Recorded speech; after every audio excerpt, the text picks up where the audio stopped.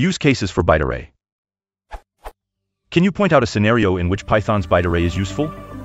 Is it simply a non-Unicode string that supports list methods which can be easily achieved anyway with str objects? I understand some think of it as the mutable string. However, when would I need such a thing? And, unlike strings or lists, I am strictly limited to ASCII, so in any case I'd prefer the others. Is that not true? Bark. Bytearray is a mutable block of memory.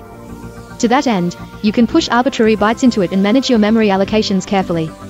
While many Python programmers never worry about memory use, there are those of us that do. I manage buffer allocations in high-load network operations. There are numerous applications of a mutable array, too many to count. It isn't correct to think of the byte array as a mutable string. It isn't.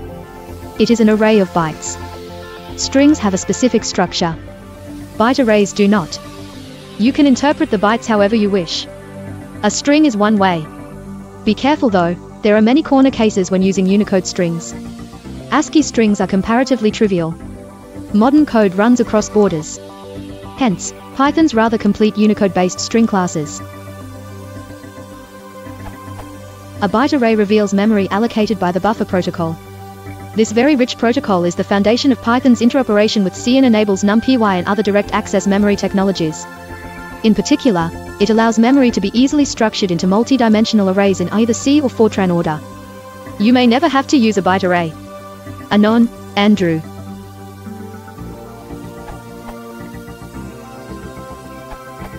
Deek seems to need much more space than bytearray.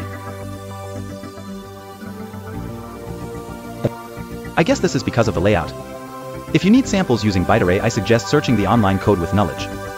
Bytearray also has one more advantage: you do not need to import anything for that. This means that people will use it, whether it makes sense or not.